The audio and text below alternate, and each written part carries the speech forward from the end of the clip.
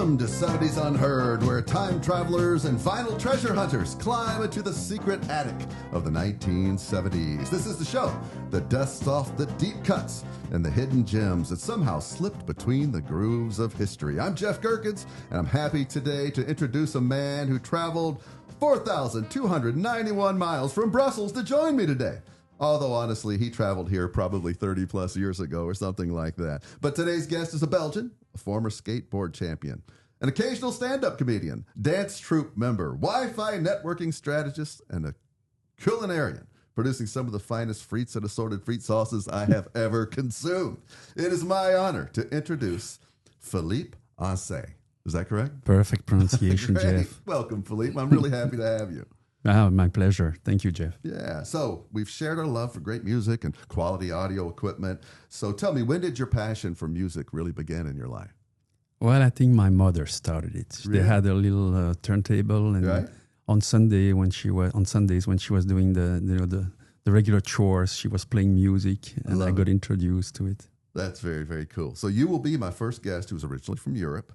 And in looking at your playlist, I realized that there's a completely different thing that was going on in France and Belgium back in the 70s. So I guess my first question would be, how much of the popular music that you heard in your youth do you believe originated in the U.S.? Was it mostly European, or did you hear a lot of U.S. music as a teenager and child?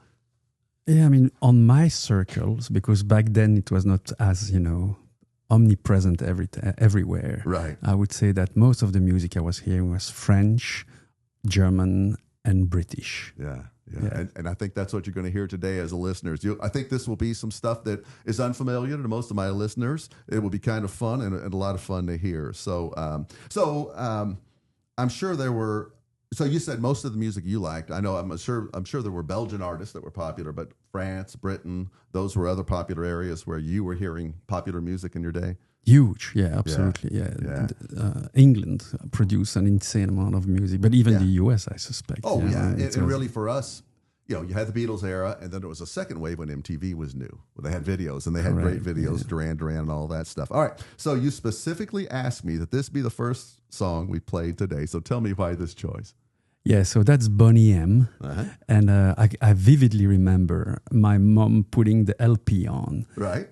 With a vacuum cleaner, dancing to the beat of Boney M, and me dancing with her. So she literally gave me the introduction to dancing, and I've never lost that love for it. That's very cool. And for me, and in the U.S., I think Boney M, the one song that was played in the U.S. came out maybe in 82 or 83, and it was maybe an MTV video. So we'll play Philippe's first choice from the 1976 album, Take the Heat Off of Me. This is Boney M and Daddy Cool. She's crazy like a fool. What about Daddy Cool?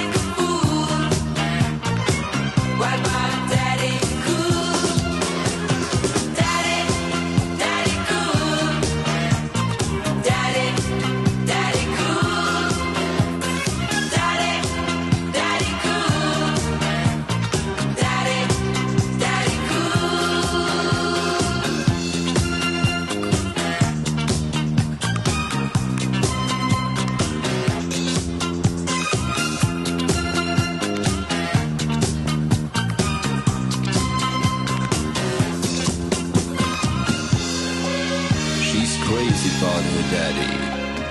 Oh, she believes in him. She loves her daddy.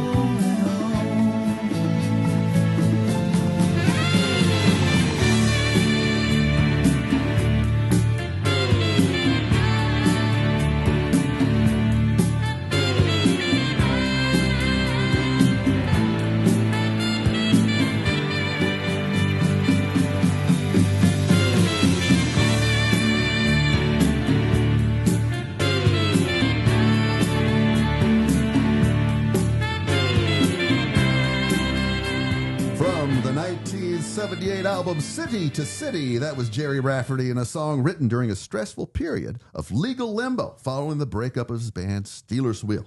So he was traveling by overnight train from Scotland to London for lawyer meetings over the band breakup. He regularly stayed at a friend's flat that lived The Friend lived just off London's real Baker Street. That's where the title came from. And in the song, he channeled a weary traveler in his music industry frustration. And it was all done with a legendary alto sax hook. So, Philippe, what are your memories of the song Baker Street? Yeah, I wish I had known all that at the time. Hey, I didn't know it until I looked it up.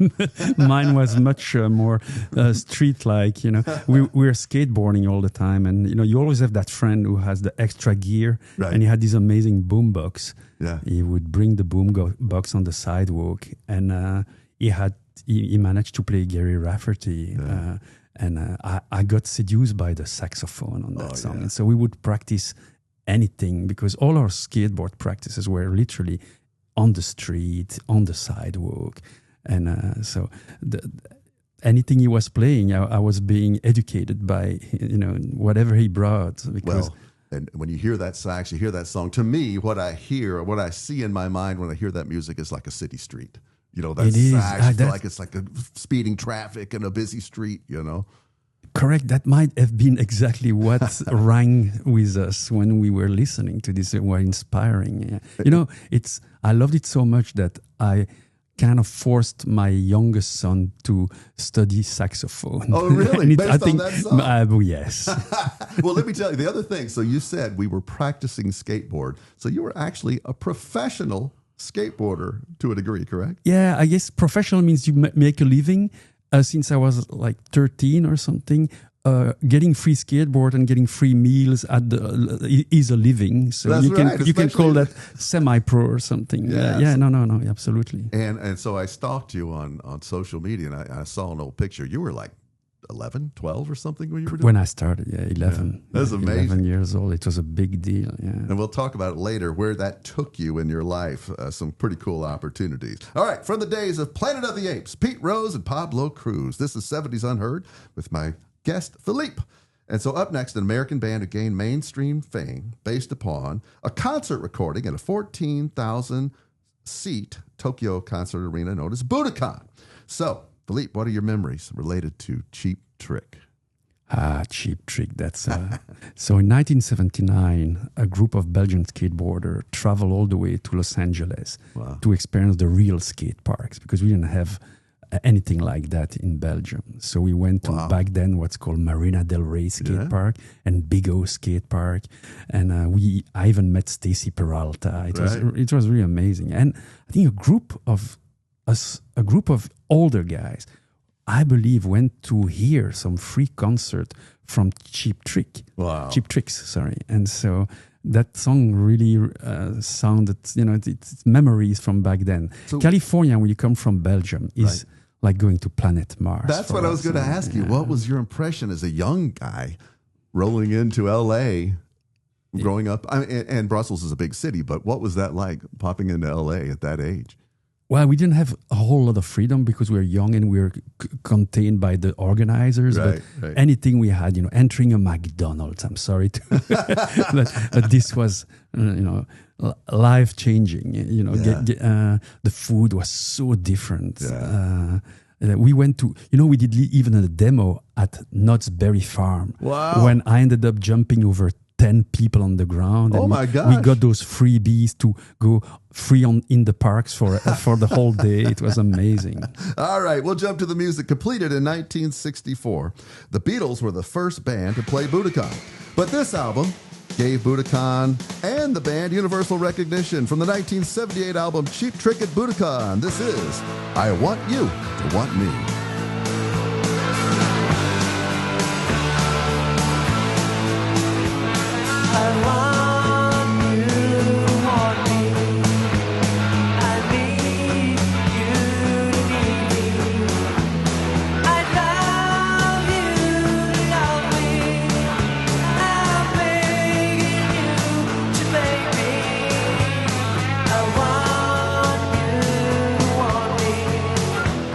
I need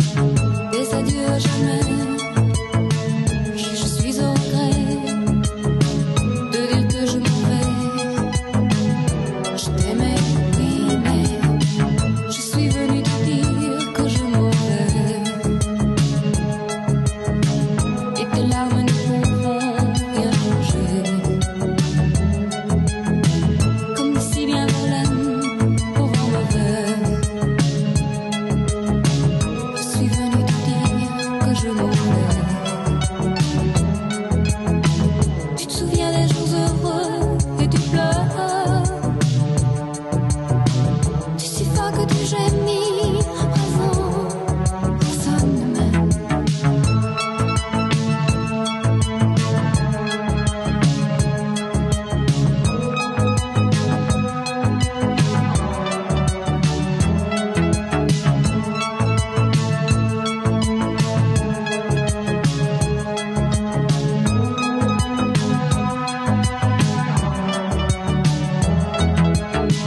Je suis venue te dire que je m'en vais, et tes larmes ne pourront rien changer. Comme dit si bien Verlaine, au vent mauvais. Je suis venue te dire que je m'en vais. Tu te souviens des jours heureux et tu pleures. Tu sanglotes que j'ai mis à présent, personne ne m'aime. Des adieux à jamais, je suis au regret de dire que je m'en vais. Je t'aimais, oui, mais je suis venue te dire que je m'en vais, et tes larmes ne pourront rien changer. Comme dit si bien Verlaine, au vent mauvais. Je suis venue te dire que je m'en vais. Je suis venue te dire que je m'en vais. Je m'en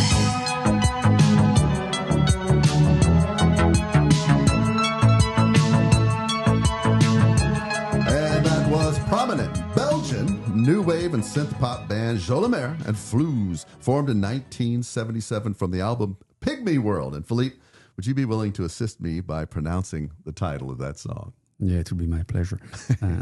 Je suis venu te dire que je m'en vais. Oh, just the way you say it, it sounds Yeah, so right. compelling. What does that mean? Translate that for me. I came to say I'm leaving. Oh, Which is, yeah. well, that is not so good. No, not so, well, it depends on the circumstances. I guess that's true. So what does that one mean to you? Why did you, obviously it's from your home country, but what else? It is. Jo Lemaire is a Belgian singer, and as a teenager, she was good looking. Okay. That always helps. She had that really punk style look, and she picked a song from Serge Gainsbourg, who was back then quite an icon, still today. I know him honestly, well. The amount of song this guy wrote, and I don't know about some amazing feat that he let Jo Lemaire just sing that song, which is gorgeous by Gainsbourg, but having a local artist from Belgium singing it was amazing for us. I've played one, and I call him Serge Gainsbourg, but I've played one of his songs, and he had maybe one or two minor hits in the U.S., but in Europe he was huge, right? Huge, Yeah. especially in France, of course, Yeah. or the Francophone community. Yeah. And you're listening to 70s Unheard with my guest, Philippe.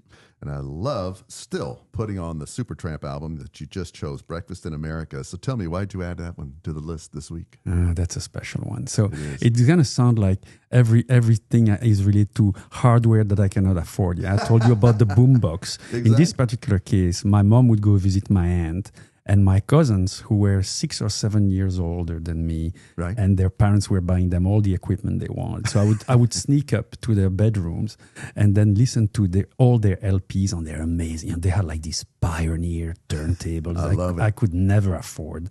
And so one of the albums that I would always play was Supertramp. I have to admit also Donna Summer, but we'll talk about it later, I guess. But so Supertramp was, when I discovered that, I fell in love with that sound. It was just...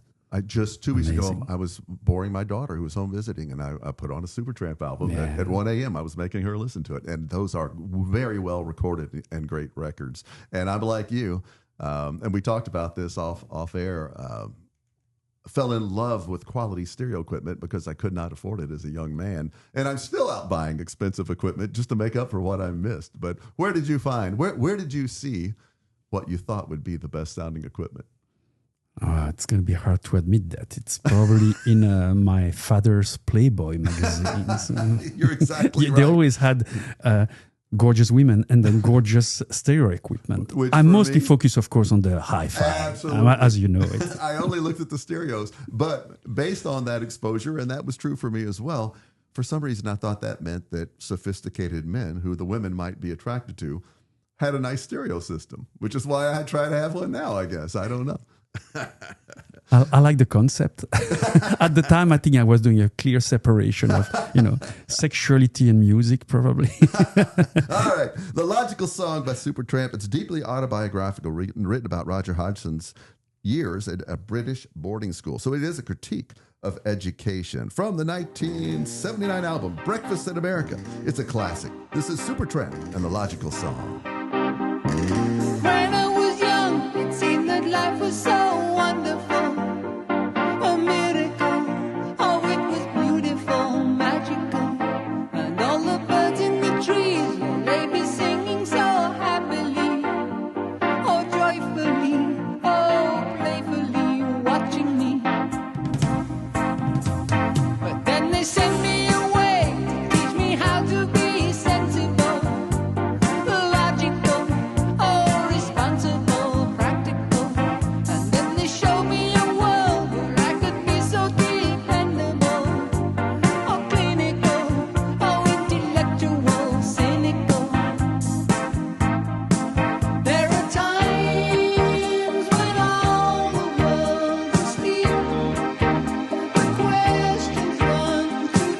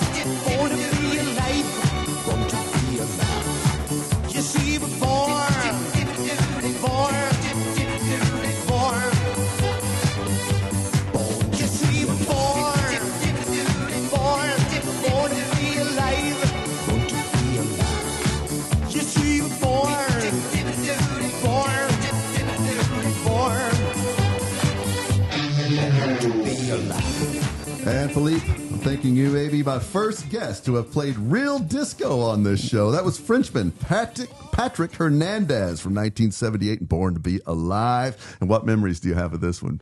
No, it was essential. We had to have really dynamic music when we were doing our freestyle with skateboards. Right. So this song is just perfect for that. You know, it has so much dynamics, and all of the disco, by the way. Yeah. I mean, would provide that when you are doing a competition for long jump, slalom, no need for music. But when you are doing your freestyle, you would just give your favorite song to the organizers, and they would play it while you were doing all your motions. You know? I just didn't think of disco as being skater music, because in the 90s, the disco guys were punk rock. They That's played, correct, I mean, or the skateboard guys. The new guys call us old style.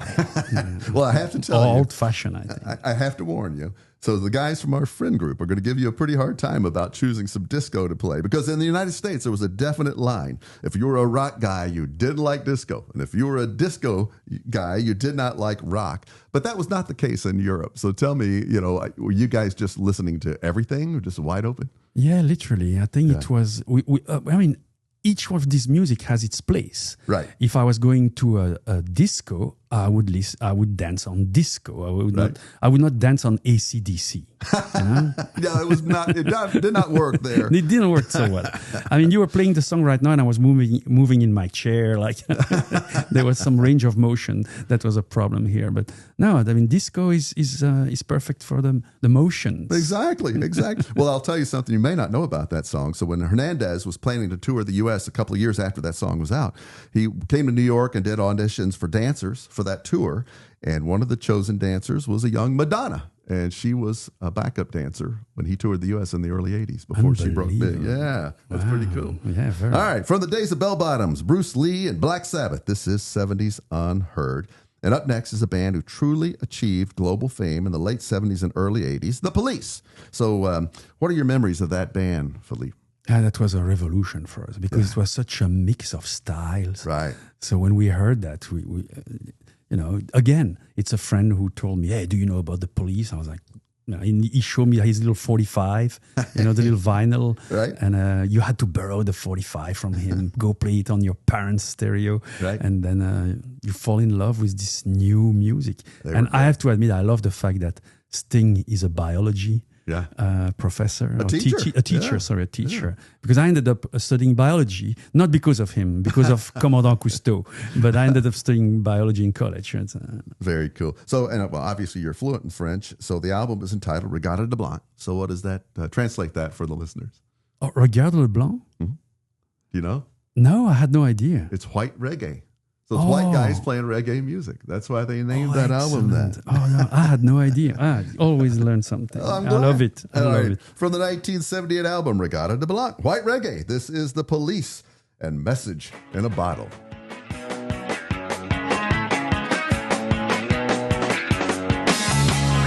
Just a castaway, island lost at sea. Another lonely day, no one here but me.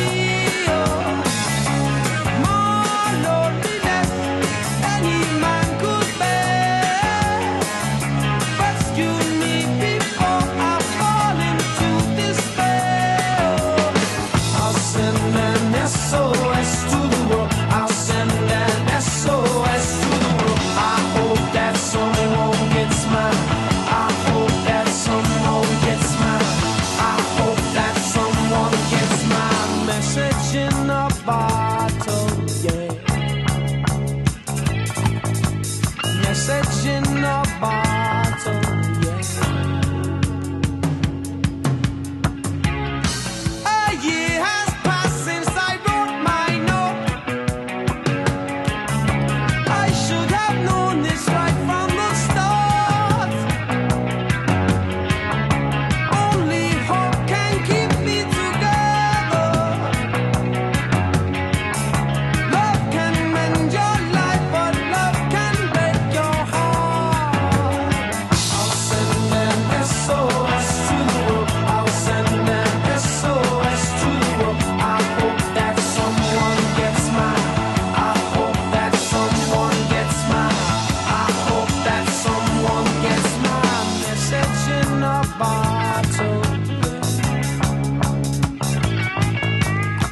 message in a bottle. Oh, message in a bottle. Message in a bottle.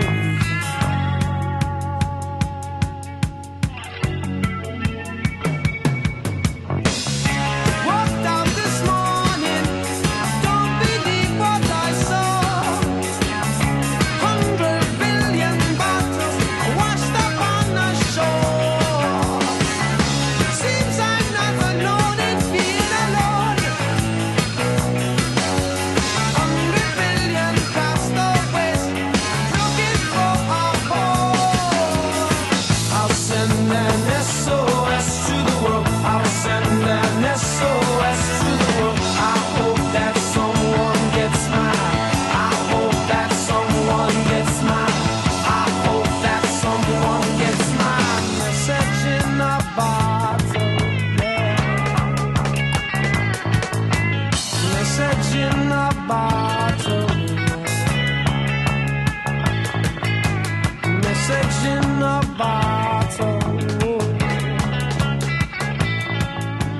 Message in a bottle.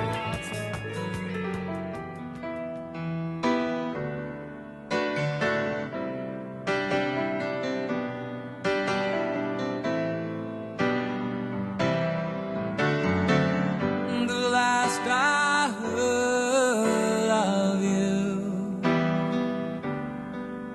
you were somewhere on a cruise in the Mediterranean. So imagine my surprise to see you very much alive in the English rain again. And I can still recall wet afternoons when we were small and simply childish. But you've created your own ghost, and the need you have is more than most to hide it. Oh, Camilla, you're stealing your way back into my heart. Beyond the shadow of a doubt, you're a devil. You're a devil in disguise. Do you really change me? Or am I going crazy? Chameleon, chameleon, chameleon, you're free again, my child.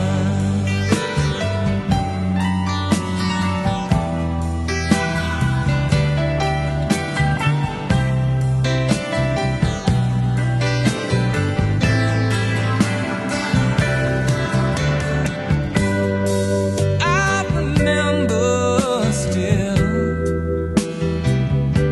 those lazy summer days. We'd kill out hunting danger. We were alien to all outsiders. We had no desire to talk to strangers.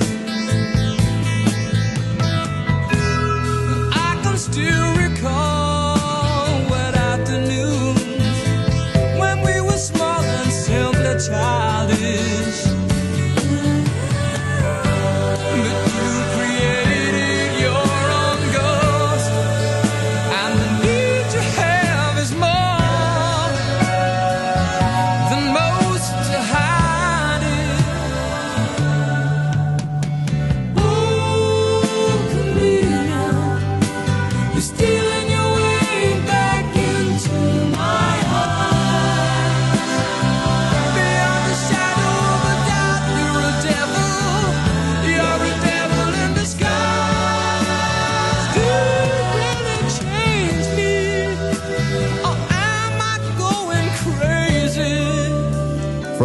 1976 double album Blue Moves. That was Elton John and Chameleon. Now, I never owned that album, Philippe, but I remember the song, Sorry Seems to Be the Hardest Word. That was the one that was a hit in the U.S. So why'd you choose this one? I'm thinking I know why.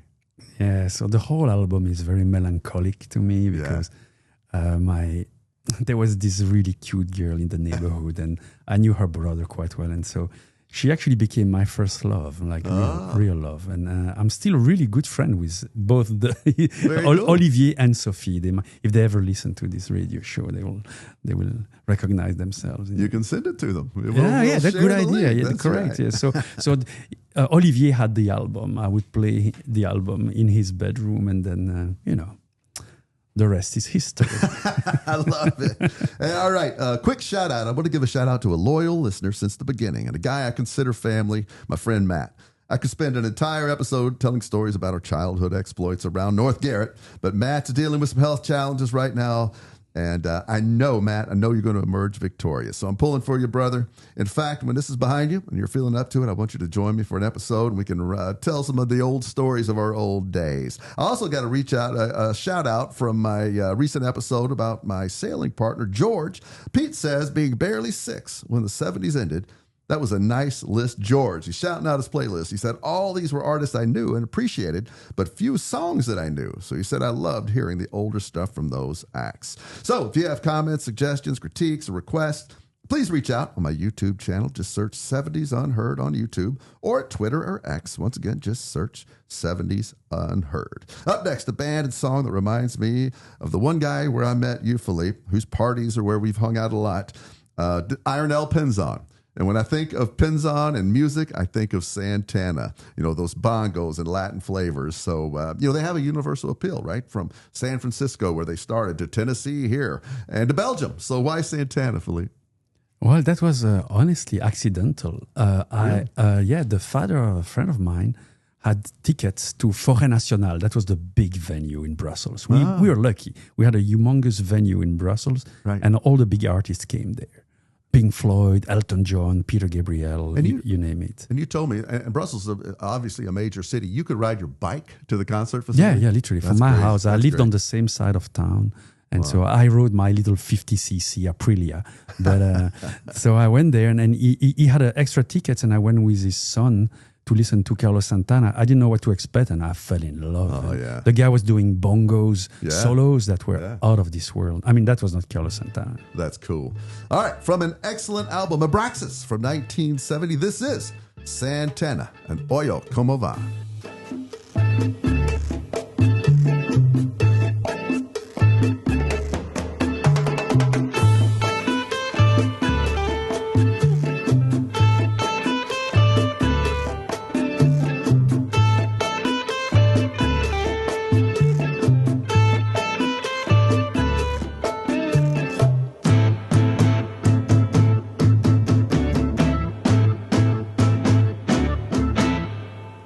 Oye, ¿cómo va?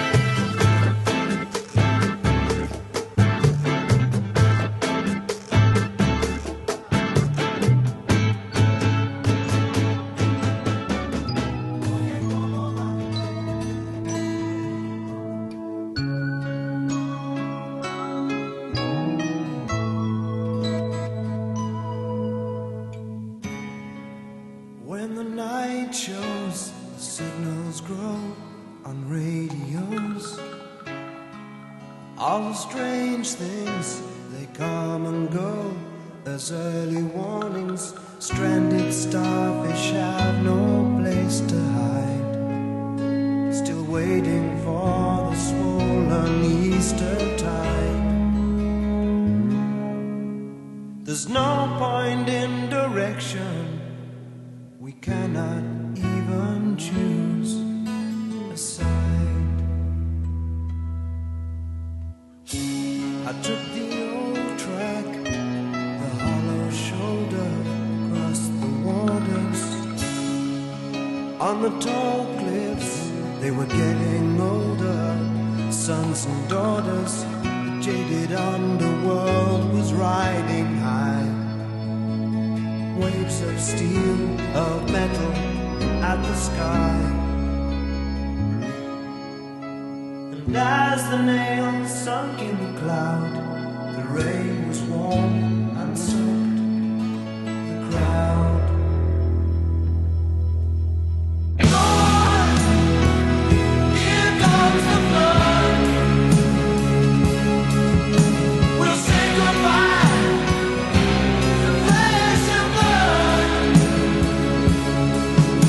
If again the seas are silent, in any still alive, you'll be those who gave your island to survive. Drink up, dreamless, you're running dry. When the flood comes, you have no home, you have no warmth. In the thunder crash, you're 1,000 miles within a flash. Don't be afraid to cry at what you see. The actor's gone, there's only you and me. And if we break before the dawn, they'll use up what we used to be. Lord, here comes the flood. We'll say goodbye to flesh and blood. If again the seas are silent, in any still alive, you'll be those who gave your island to survive. Drink up, dreamless, you're running dry. Great choice, Philippe. From Peter Gabriel's 1977 self-titled debut album, the one that includes the song Salisbury Hill we were just talking about. That was Here Comes the Flood. So I know you have memories of this one. And what are they, Philippe? Well, it's a continuity of that first love. There's always a girl. Yeah, for you. always a girl. So I remember very well inviting Sophie to the concert in Brussels. Of course, the concert we saw was Shock the Monkey. Shock the Monkey, yeah. If I remember well, Howard Jones. Was- Science. Blinded me by science. Yeah, right? was his intro Right. for the concert. And it was such a surprise to us. We enjoy so much the intro and then the concert. I mean, Shock the Monkey. He would arrive and there was a monkey bars and he would just swing on those bars and then start singing with an amazing face painting. It was amazing. That's very cool. I have goosebumps just telling the story. That's really cool. All right. A portal to a bygone era. This is 70s Unheard with my guest, Philippe Hanset. Did I say it right? Yeah, it's getting better. I'm trying to do the French thing. It's really tough. All right, I remember the British band. This band you're going to play next from the early MTV era. The one I remember is called Our House. So what was your reasons for including the English ska band Madness?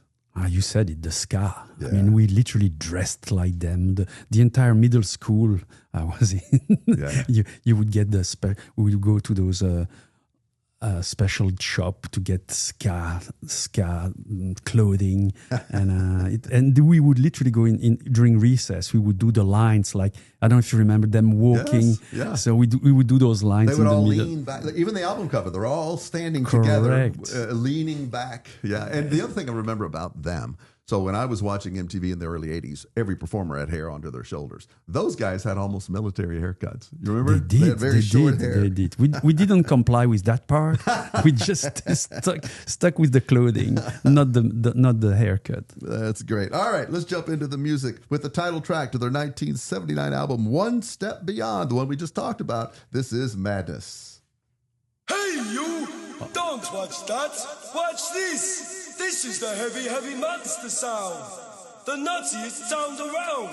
So if you're coming off the street and you're beginning to feel the heat, well, listen, Buster, you better start to move your feet to the rockinest, rock-steady beat of madness. One step beyond.